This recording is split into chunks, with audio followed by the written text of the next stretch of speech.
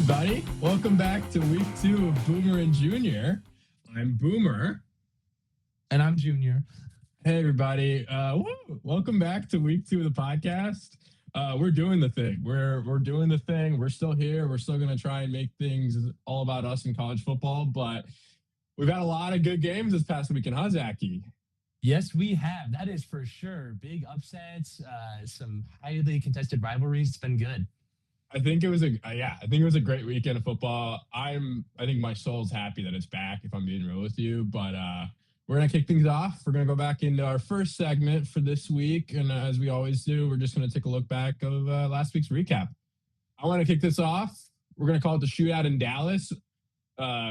SMU hosting Baylor, unranked Baylor, by the way, mind you, and goes into double overtime. And I think the icing on the cake was the huge miss from Colin Rogers, SMU's kicker, in double overtime, going wide right to set up Baylor to drive down the field and take that 3-point win. That was an incredible game to watch. I called Baylor winning. I didn't think it would be this tight, but here we are. Yeah, I mean, this game had shootout spelled all over it going into it, I think. And so that's for sure. Yeah. But yeah, the double overtime fashion, everything was big for sure. So Huge. Yeah, really big game. Next, going into a rivalry for this week, the CyHawk game, which we talked about a little bit last week. Iowa at Iowa State, and Iowa State taking care of business in a, as expected, defensive showdown. Oh yeah. I think Becht is truly him. We talked about this, I think, coming out of that Dublin game that they played a couple weeks ago. I think he's awesome. Gronowski had some moments, but he came up short just in the end. I think this Iowa State team is legit. The Iowa Hawks, we'll see how their season pans out. I think they're going to be kind of in the middle, maybe on the lower side of the Big Ten. We'll see. We'll see how that one shakes out. Zach, you want to say Kansas, Missouri? Yeah, sure. This was one I was really looking forward to. The border war is back after like 14 years, I think it is. So that was really big to see. Kansas, early lead up 21-6 at the end of the first quarter, and then just crumbling with a final score of 32-21. It was, you thought it was going to be a closer game than that overall, but yeah, Missouri really gave them the business for the last 45 minutes of the game. Yeah, man. I think we were talking about this. I think a lot of those middle SEC teams are going to have a good year this year. I think Mizzou's going to have a good year. I've been a historical Mizzou SEC hater, but I think they're actually going to be decent this year in the SEC. I think Vandy might have a decent year. I'm not going to say they're going to change the game or anything, but I think they might make a run for something. Maybe a bowl game, maybe a decent bowl game. But yeah, Kansas dropping the ball against Mizzou, 32-21.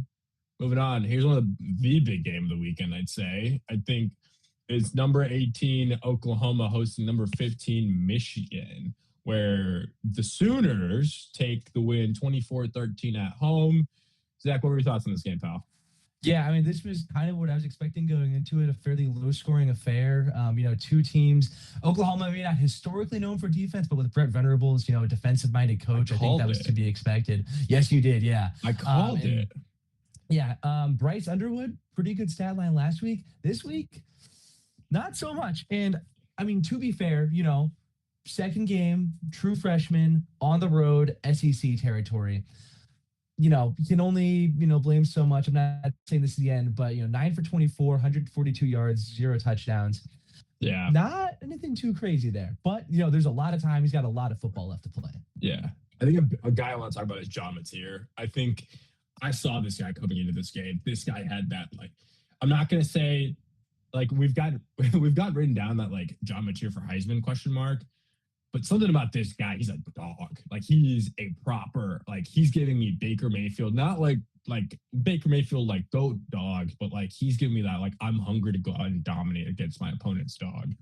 And he showed out, right? He had 270 yards passing, 74 rush yards. He threw a pick, but man, he had 2 rushing touchdowns. Get out of here. I saw this game. I saw him coming into this game, and I was like, this guy's gonna put on a show.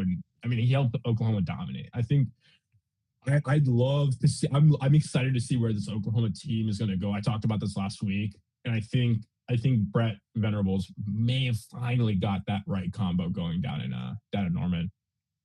Do Yeah. you want to talk about Yeah. this next game, Zachy, or do you want to? Yeah. Oh yeah, this is one I was following closely for definitely no financial purposes. Troy at Clemson. Actually, I don't think I did bet on this game. I just thought it was crazy with the the number 10 or top 10 team at home, trailing 16-3 at half. It was I mean, nuts. Troy. I will say, Oh, I recall seeing Troy on some like power rankings earlier this year, and they were like way higher than I expected. I was yeah, like, that's kind of crazy. I didn't really think much of it though. I thought it was maybe some kooky analyst or something. But yeah, clearly, Troy's got something in them. They did lose the game 27-16, but they were giving Clemson the business for the first half at least. yeah, man. I remember watching this game with my dad yesterday, and we both. So we weren't watching it at first, and then we saw a score where they were up like 16-3 going into going into half, and I was like, we got to put this on, and man, I think that first half, it was really like, holy crap, this might be we've talked about this in last week's episode. Like Clemson wasn't like, we were like, what's Clemson going to look like the rest of the year, right? Especially after losing week 1 against LSU. And it was like, holy crap, are they really going to drop the ball against a team like Troy? Now, took the win, but I think this is something to watch and something to keep an eye out for on the rest of the season, how they do in the ACC, how they're going to shake up against some of the bigger names that they're going to play. Is Dabo going to be able to keep up, with teams that are coming in to play Clemson? I don't know. Definitely sound the alarm. Definitely sound the alarm for this one. All right, Zachy. Maxwell, you want to take this one? Oh yeah, this was my game of the week, my personal game of the week. Boston College at Michigan State, our second double overtime thriller of the week after the Baylor SMU game. I was at this game actually with my dad. I'm back in the Midwest right now, and wow, this was a thriller. It was going into the game a must win for Jonathan Smith. This was the biggest game of his career at Michigan State so far, just in terms of kind of being a turning point for the program. This was the kind of game that last year they lost, but they figured out a way to dig their heels in and turn it around. Yeah. Defense, a lot of work needed still. Although I will say Boston College's passing attack, pretty crazy. I'm not going to, is Lonergan, I think is how you pronounce his last name. Boston College's quarterback put up some crazy stats against again, not great MSU secondary, but he looks like the real deal though. A lot of those incompletions he had were just drops by his receivers. Yeah. So yeah, he was looking like legit. Conversely, on the other side, Aiden Childs, not quite as high of stats, but really good game himself. 231 yards on about 66% completion percentage, 4 passing touchdowns, as well as a huge rushing touchdown in overtime to help seal the game. Dude, I remember this. So I was watching a few games on at the same time in that later slot last night, and I had MSU on because I knew you were going to be at that game, but it was also like, oh, cool, BC. That'll be an interesting game. We were talking about this before. I thought MSU was going to cover by like 2 touchdowns at least. I thought this was going to be a game that they were going to wrap in the late 3rd, early 4th. But then I saw that they kept BC just kept knocking on that door. And then it's late in the 4th, tie game. I was like, what the heck's going on? And I had just, by the way, watched Baylor and SMU go into double overtime that morning. And I'm like, what is going on this weekend? Man, MSU really going really just dogfight yesterday, and I think that defense came up clutch, especially when BC tried to go for that 2-point at the very end. I think they came up clutch. QB goes in, gets the winner, dagger in the chest. Huge. I think that was a great game. I think I'd like to see Michigan State work on their defense, kind of like you talked about. I think they've got some gaps they got to fill, but if they can find it right, they can see themselves kind of call me out here, right? I think their ceiling could be 8-4, 9-3. You know what I mean? I think that's a reasonable ceiling for them. As a diehard MSU fan, that was kind of what the thought was going into the season was, we really wanted to get to that 8-4, 9-3 mark. That was the hope. So we'll see. Definitely 6-6 is kind of our minimum. We need to see that happen, for just our own sanity and stuff. So Nick Marsh was left off the Biletnikoff Award watch list going into the season, which is the best wide receiver. And he's starting to make some noise for himself. He had our first touchdown of the game. He caught the ball at the 6-yard line, fought through 2 defenders, dropped one of them, but still fighting another, and then fought through another defender to get in the end zone. Sheer will and determination, and then other athleticism for another catch later in the game. Just big time game from him. Dude, So absolutely, man. yeah. All Anyways, right. I've yapped enough about my Spartans. On to My the team boilers. there, the Boilermakers. Yes, sir, against Southern In Illinois. case you can't tell, big boiler guy over here. My boilers, or I should say our boilers, but they're definitely more my boilers. 34-17 at home against Southern Illinois. They're 2-0 them. And let's talk about this game, right? Let's talk about it for a quick sec. Their offense, like Southern Illinois' offense, came out the gates like with a lot of firepower. They were actually up on us 14-7 at one point. So which Ryan Brown in the offense comes out and gets 17 unanswered points, which was good to see that. But at the same time, it was definitely an interesting first quarter. I think our defensive coordinator made shifts and they acknowledged that changed up the defense. Man, we're headed into Big Ten action next week. Our first taste is against USC. Now, granted, it's at home, and we don't really know what USC looks like this year against their actual conference opponents. But we got to get that team in Odom's got to get that team in shape. I think he's going to. I think we're going to come out the gates.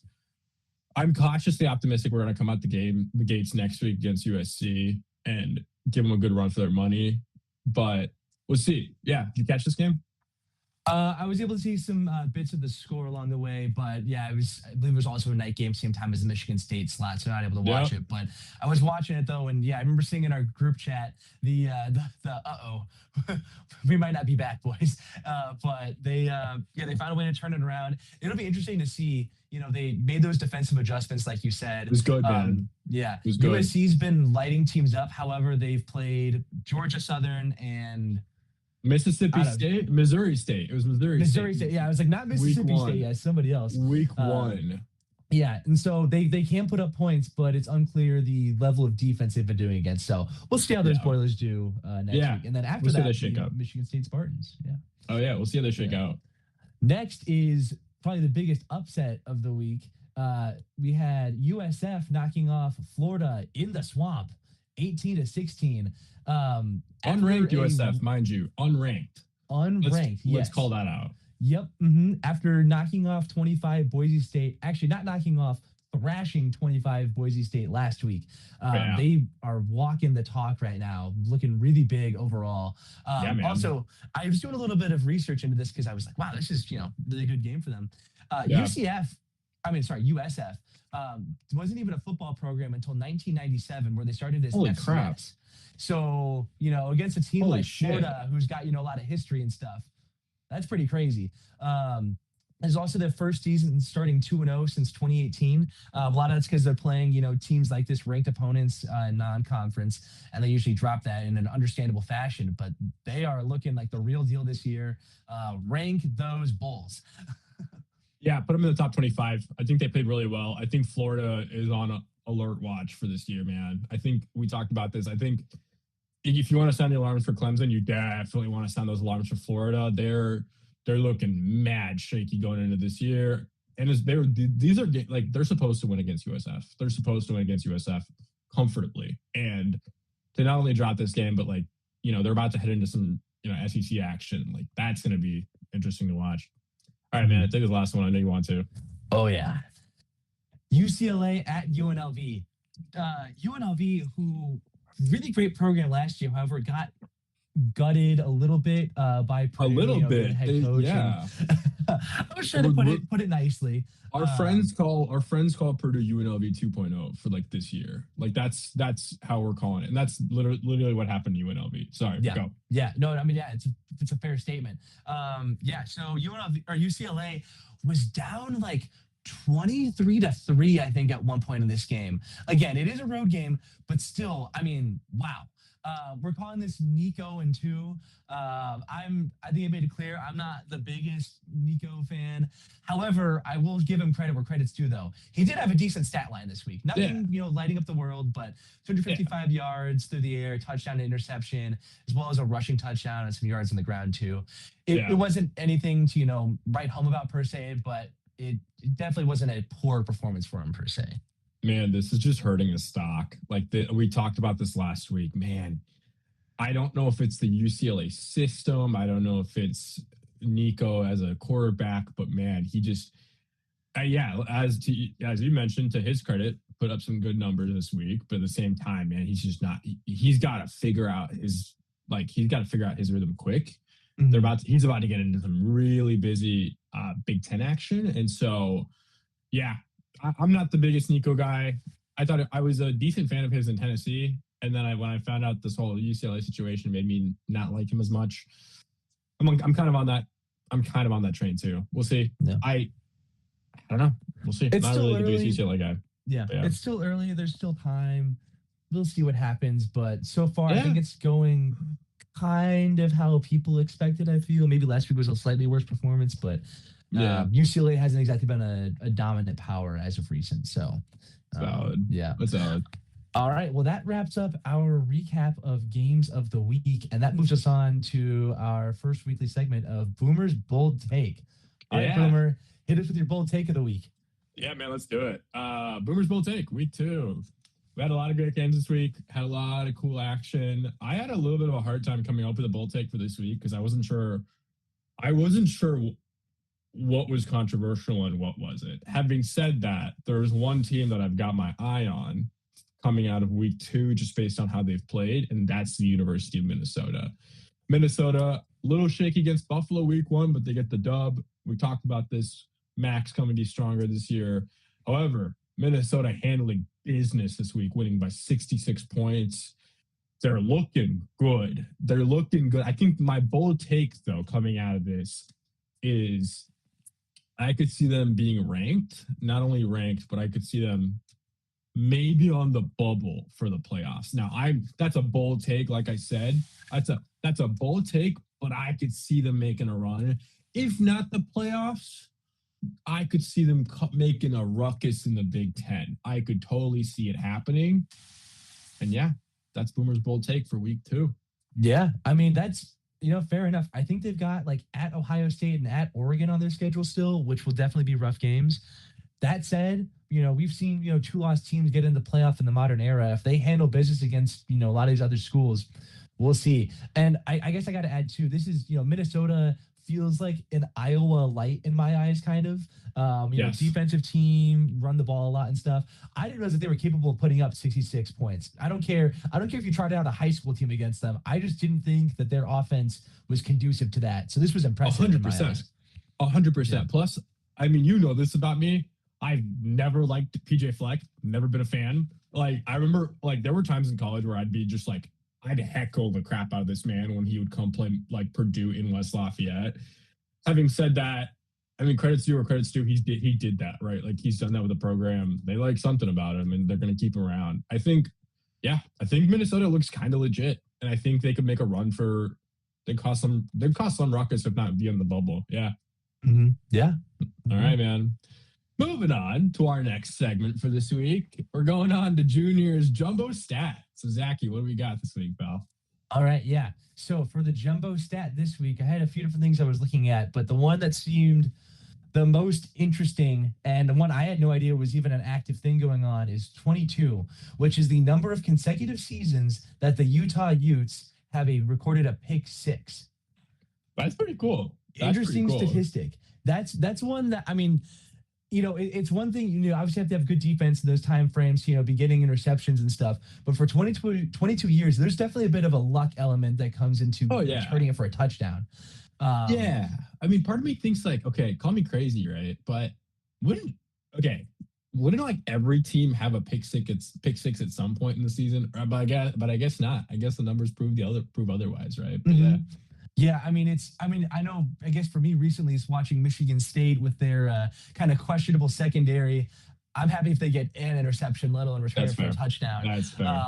And so, it was interesting. Apparently, I did read, so this is obviously, week 2 of the season. So Utah was able to record it fairly early this year. From what I read online, it looked like it was the last game of the season last year is when they were able to notch it in last year. So the streak almost died last year. That's kind of wild, man. So that's kind of wild. Yeah, so that's what I'm rolling with the Jumbo Stat of the week. Honorable mention to USF's, whole thing of first 2-0 start since 2018 and stuff. Good stuff for them. But that Utah game really seemed like the thing to talk about. 22. All right. All right, guys, we're gonna move in our next segment, our playoff impact game of the week. Zach, going to kick us off? Clemson at Georgia Tech. Yeah, sure. Yeah, we have game of the week, but I think we realized that as we're going throughout the season, it's going to need to be games of the week. There's just going to be too many games that have major implications. So we're just going to talk about the ones that really stand out to us and seem like they're impactful. Yeah. So for this first one, Clemson at Georgia Tech. Clemson, we've talked about them. They lost at home to LSU. LSU is a good team, it looks like, but still a home loss you don't want to take. And then, like we talked about, on the ropes against Troy for a while. Georgia Tech is not a bunch of scrubs. Haynes, no, Haynes King and I forgot the running back's name, but something That's Hayes. Okay. Jamal Hayes, I believe is his name. They've got an elite rushing attack there. I don't know as much about their defense, but they did beat Colorado in week 1. Clemson could be getting knocked out of the playoff picture this week, potentially. I mean, can you imagine if, before the season started, if we said week 3 Clemson's looking like they're in hot water? Like, that's nuts. They're 1-1. They're about to play a third game. That's gonna be interesting. I think GT's got what it takes, man. I think GT's got what it takes. This could really shake up playoffs. Let's talk Georgia at Tennessee. I think this is going to be a good game. I think Tennessee, don't get me wrong, I think Georgia's going to handle business. But having said that, I think Tennessee could keep it close. And if this is Georgia on its worst day, I could see Tennessee giving them trouble. I could see Tennessee possibly taking the win by a little bit. Having said that, I think Georgia's going to cover. I think Georgia's going to take the dub next week, but this is something to keep an eye out for. Yeah, I will say, because I think Georgia only put up 28 points this past week against a lesser opponent. Granted, they might have pulled the starters towards the end of the game and stuff like that, but not really lighting up the scoreboard per se. And I didn't look too much into his stats for this week, but I recall it seemed like Joey Aguilar had some really good numbers for Tennessee in week 1. So it's going to come down to Gunnar Stockton on Georgia, man. It's going to come down to him as QB. He's been shaky. I mean, I think he's still trying to figure out his thing, and so got to keep an eye out for that one. Yeah, for sure. Yeah, we'll see how that shapes up. I believe that's number 7 and 22, I think, as of the last poll. So definitely a good game. Wouldn't be surprised if game day ends up there. If they haven't announced that already. Yeah. USF at Miami is our next game that we've picked out. Man, we've talked about both these teams. USF, obviously, today we talked about Miami. We talked about last week because they were going up against the Irish. Man, I want nothing more than the Bulls to go into Miami and take off against them. I want nothing more. It's going to be an interesting one to watch. I don't know. What do you think, Zachy? Yeah, I agree. I will say, USF, they're not going to exactly have to travel far to get to Miami, so that bodes well. It's about as non-home of a game, or about as home of a visitor game you can get, however you want to phrase that. I'm used to the weather and stuff, which I think is something that maybe wears on teams at times there. We'll see. I'm riding full with the Bulls. I really hope they win. If they win this game, you got to put them top 10. There's no questions about it. You've got the best resume in the country by far, winning at Florida, at Miami, and then hosting Boise State and winning. They have by far the best resume in the country. I could see top 15. Top 15, but top 10 is going from unranked.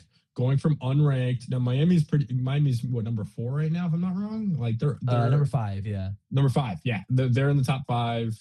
Granted, it'd be a huge win, like you said, 3-0. I could see top 15. I don't know if I'd see top 10. Well, I will say, so the new AP poll hasn't been released as of when we are recording this. I am expecting them to be ranked somewhere in this upcoming week's poll. So, we'll see. It would still be a large jump, though. You are right. However, I counter with who has a better resume right now. That's a good point. Which is nobody. It's a good point, win, which is a big if. I want them to win. I do not think they will, but I will be cheering for them. No, so valid. Our next game is Florida at LSU. What do you think, Zach? Florida looks like the most uninspiring team. That maybe not be fair because we think USF is pretty good. So maybe uninspiring isn't quite the right term, but no, I think it's a good way to put it, man. I think Florida, they don't look like they've got they don't look like they want to win. Like when I watched them play, they don't look like they want to win. USF was hungry yesterday. They wanted to. Now, granted, they only won by 2 points, but man, I don't think Florida's got what it takes. One thing I will note, LSU did only win 27-3 this past week. So against like Louisiana Tech. Oh, so that is a win. It's not anything too crazy necessarily, but that's something to keep in mind. More on that one.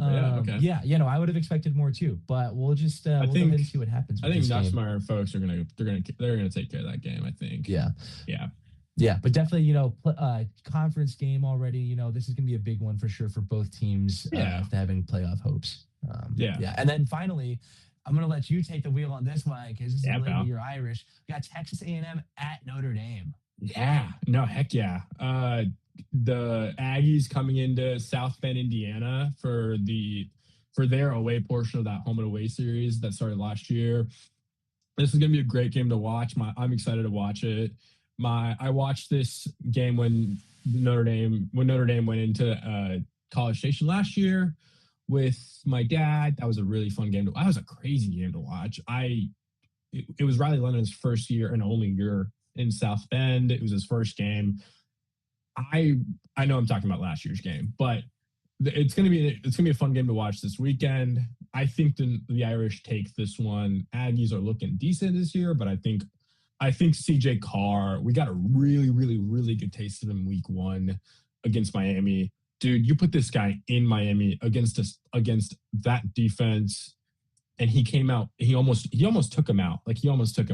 And I think he's got what it takes to be a good QB in that Notre Dame system for the next couple of years.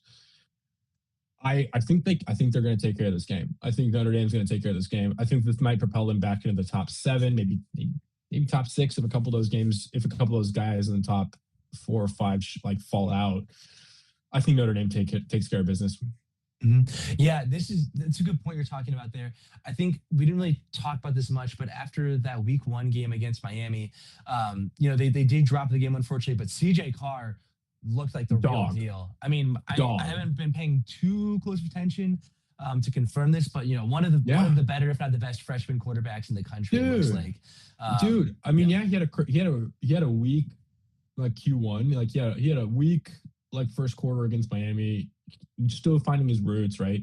But man, he was slinging that thing. Mm-hmm. He was mobile on his feet. He wasn't once he locked in, he was not scared of that defense. So I think he's got what it takes to still keep Notre Dame's playoff hopes alive. I think that and then some. Mm-hmm. It's gonna be interesting how he shakes out.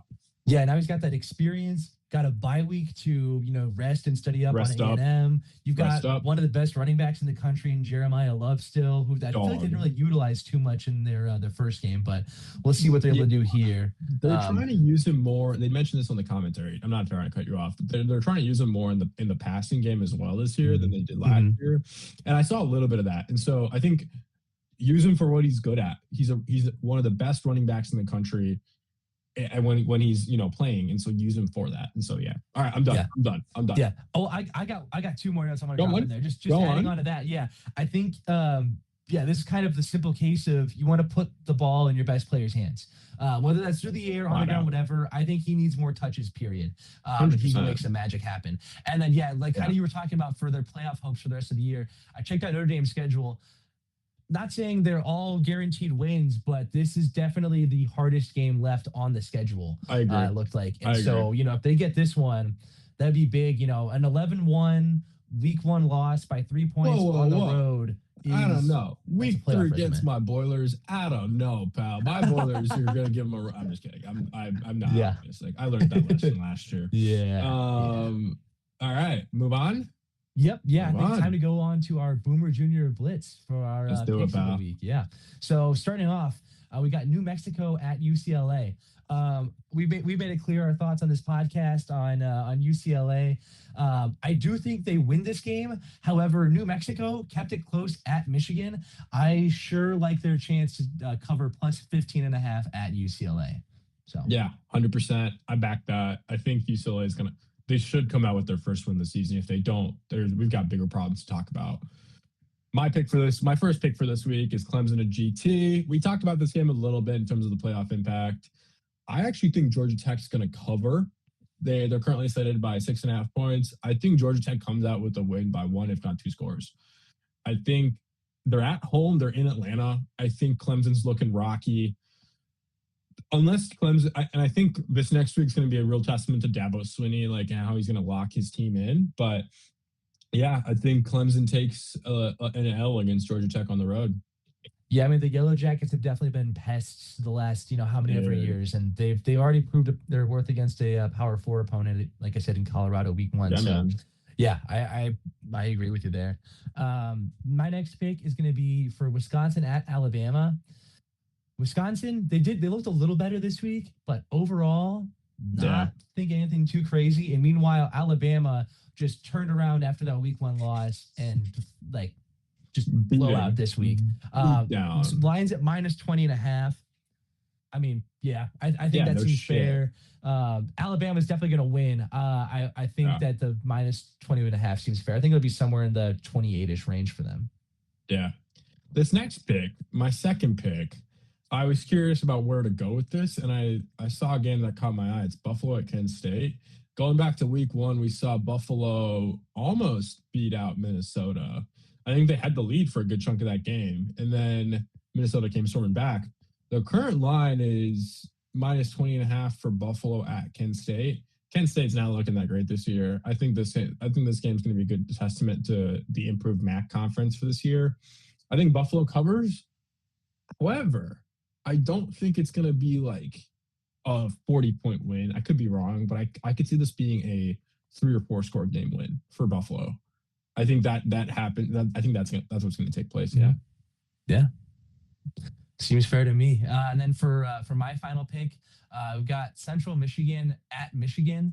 Central Michigan, kind of rocky-ish. They did get beat pretty bad on the road against Pittsburgh this past week. However, they're coming relatively back to home, playing in state at least. Michigan is, I do believe Michigan is going to win this game. However, the line is at plus 29.5, and I'm going to go ahead and take Central on that.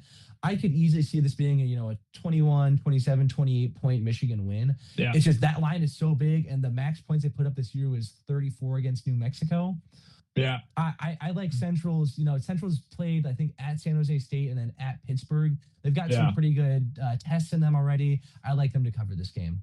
Anywhere between 24 and 28 points, I think that game's going to happen. I think that's what's going to go down. All right, my last pick of this week, my Notre Dame Fighting Irish taking on Texas A&M. I know it's ironic coming from a guy wearing Purdue stuff, but I think the line's at minus 6.5 for the Irish. I think they're going to take care of business, man. I think they're going to win by I think they're going to take obviously I take the Irish on this one. I think they can win by 14. Yeah, I think it's going to be like a 28-14 final score line for the Irish. Maybe 31 if they squeeze in a field goal there. But yeah. That feels like a Boomer's Bowl take part 2, in my opinion. I do like Notre Dame to win that game. I will say that. To me, that seems like it's going to be a lower scoring, maybe a 21-17 game or something. But that's why you're the one making the pick, though. So. Yeah, no, and I think you're sending the Aggies up to South Bend, right? Granted, it's not freezing cold yet, but at the same time, you're playing in a different environment. Mm-hmm. You're not in Kyle Field, so you don't have 100,000 fans that are wearing maroon screaming for you. You've got a lot more Irish fans streaming against you, and trust me, you don't want to be an away team in South Bend. And so, going with my Irish on this bad boy. Yeah, we both have spent a good amount of time in South Bend. You visiting with your father and going to some games and stuff, and then me growing up in the area. Oh yeah, those Irish get rowdy. So yeah, never forget. I'm never gonna forget rooting against the Irish. Like that's gonna you don't want to be an away team in that stadium. But yeah, man. So. All right. Yeah, that brings us to the end of this week's episode. Yep. Thanks everyone for listening. Again, feel free to go ahead and like and subscribe on the YouTube and Spotify. We are going on Instagram and TikTok. We're posting clips of the podcast as well as some other updates and stuff throughout the week. Yeah. So go ahead and check that out for some bonus content. And feel free to email us. Yeah, let us know if you guys want us to do anything different. If you guys want to see anything switched up or changed around, we're open to feedback. If our audio is crap, let us know. If my humor isn't landing, just feel free to shout me out on it. It's not the first time in my life I've been called out on that. But yeah, follow us on Instagram and all our socials, Boomer at Boomer and Junior. That's one word, no spaces. Yeah, thanks for tuning in, everybody. It's great to see everyone. Yeah, and have a good rest of your week. Yeah.